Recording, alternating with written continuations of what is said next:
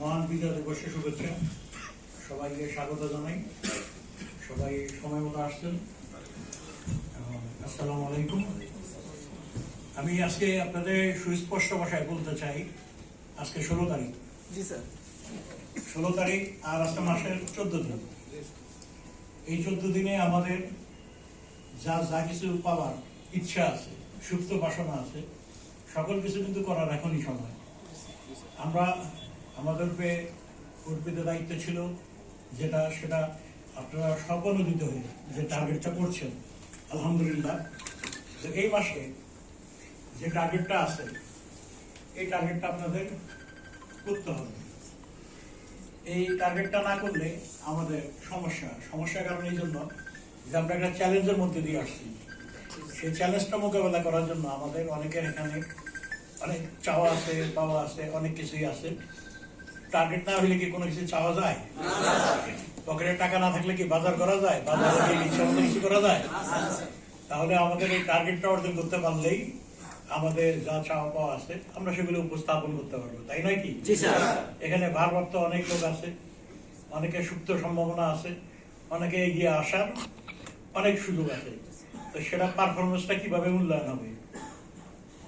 পারফরমেন্সটা মূল্যায়ন হওয়ার একটাই মাত্র উপায়, সেই উপায়টাই হচ্ছে টার্গেট অর্জন।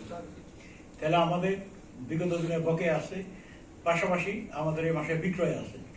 এই মাসে বিক্রয় টার্গেটটা করতে হবে এবং কালেকশন টার্গেটটা করে সর্বোপরি আমাদের টার্গেট অর্জন করতে হবে। এই জন্য আমাদের এখন একটু মন দিয়ে ভালোভাবে কাজ করতে হবে। 18 তারিখ থেকে সবাই একসাথে ক্যালেন্ডার, ডেস্ক ক্যালেন্ডার যা পাইছেন বিতরণ শুরু করবেন। এবং আমরা যদি এই টার্গেটটা করি তাহলে আমাদের জন্য সবচেয়ে একটা খুশির সংবাদ হবে। আমরা এমডি স্যারকে একটা মেসেজ দিতে পারবো যে আমরা আল্লাহর রহমতে অর্জন করতে পেরেছি আপনার দেওয়া অর্পিত টার্গেট, তাই নয় কি? তো সেই জন্য আমাদের কাজ করতে হবে। এবং মার্কেট একটা চলমান প্রক্রিয়া, মনে রাখতে হবে এই প্রক্রিয়াতে আমাদের সবাই সক্রিয় অংশগ্রহণ লাগে। আমরা যদি কেউ চাই আর না চাই, মার্কেট আমাদের জন্য বসে থাকবে না। অনেকে বকেয়া থাকতে পারে, তাই বলেন যে যদি মাল দিয়ে আটকায় যাবে, এটা ভুল ধারণা। আপনাকে মাল দিয়ে মার্কেটে সক্রিয় থাকতেই হবে। বকেয়া কিছু থাকতেই পারে, একটা হচ্ছে সহনশীল, একটা হচ্ছে অসহনশীল, তাই নয় কি? তাহলে মার্কেট আপনাকে দখল করতে হবে, মার্কেট আপনার নিয়ন্ত্রণে রাখতে হবে, ভিজিট টার্গেটও অর্জন করতে হবে। তাহলে কি হবে? আপনার যে মালগুলি বিক্রি করছেন সেগুলি কনজিউম হবে, নাইলে পরবর্তীতে অর্ডার কি পাবেন? মোটেও সম্ভাবনা নেই। তাহলে আমাদের দুই দিকেই কাজ করতে হয়, একটা হচ্ছে ভিজিট টার্গেট অর্জন, একটা হচ্ছে সেলস টার্গেট অর্জন। তো সামনে আমরা চেষ্টা করছি যাতে ব্রাঞ্চ ম্যানেজার যারা দায়িত্বশীল আছে তারা তাদের ব্রাঞ্চের টার্গেট নিয়ে কাজ করবে। টোটাল ব্রাঞ্চটাই তার দায়িত্ব, টোটাল ব্রাঞ্চটাই পুরোপুরি টার্গেটটা নিয়েই কাজ করবে এবং সেই জন্য সে দায়ী থাকবে, সেই জন্য সে জবাবদিহিতা নিশ্চিত করবে। আমাদের নতুন 100 জন প্রতিনিধি, বিক্রয় প্রতিনিধি, মেডিকেল প্রতিনিধি এবং 9 জন হাকিম কিন্তু এই ইনশাআল্লাহ জানুয়ারি মাসে আপনাদের সাথে যোগ দিবে। তারা যাতে নতুন কর্ম পরিবেশ পায় সেই ব্যবস্থাটা করে দিবেন এবং তাদের উৎসাহিত করবেন। কেন উৎসাহিত করবেন? তারা যদি কাজে একবার মন আনন্দ পায়, যে কাজটা আত্মার সাথে মিলে, যে কাজটা মনে আনন্দ পায়, সে কাজটা কি হয়? নিখুঁত। আর যদি সেই কাজে কনফিউশন থাকে তাহলে কি হবে? সেখানে ভুল হবে, সে অনাস্থায় ভুগবে এবং সে অস্থিরতায় ভুগবে। সে এখানে যখন মনে করবে যে এখানে ক্যারিয়ার বিল্ড আপ সম্ভব নয়, সে চলে যাবে। তো আপনি যদি কর্মী না থাকে আপনি কিভাবে কাজ করবেন? তাহলে কর্মী বান্ধব পরিবেশ তৈরি করতে হবে, কর্মীকে ধরে রাখতে হবে, কর্মীকে আকর্ষিত করতে হবে। এবং যারা এখানে আসেন, অনেকদিন কাজ করছেন, এসআর আছেন, এমআর আছেন, তাহলে তাদেরও কি হবে? সামনের দিকে আগানোর সম্ভাবনাটা বৃদ্ধি পাবে, তাই না কি? তাহলে এই সম্ভাবনার জায়গাটা যখন আসে তাহলে এই জায়গাটা আমাদের পূর্ণ করতে হবে, তাই নয় কি? পূর্ণ করার জন্য আমাদের এগিয়ে আসতে হবে। আপনি যদি স্বপ্নদিতে হয়ে এগিয়ে না আসেন তাহলে কি আপনাকে কেউ আগাইতে পারবে? তাহলে আপনাকে স্বপ্নদিতে হয়ে এগিয়ে আসতে হবে, আপনার কাজটা নিখুঁত ভাবে, সুন্দরভাবে করতে হবে।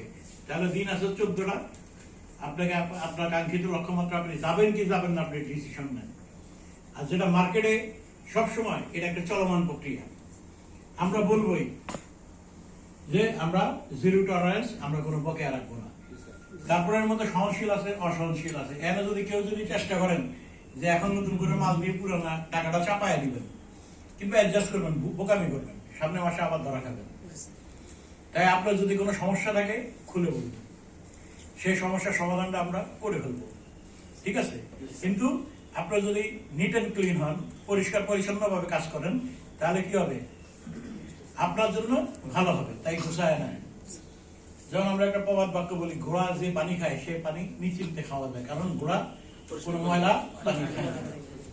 এরকম আর কি। আপনি যদি আপনার অবস্থানটা পরিষ্কার করেন, জায়গাটা যদি পরিষ্কার করেন, তাহলে আপনার যে কোনো চ্যালেঞ্জ মোকাবেলা করতে সুবিধা হবে। তা নাহলে কি হয়, আমাদের মনের মধ্যে একটা পিছু টান থাকে, বকায় নিয়ে একটা পিছু টান থাকে না?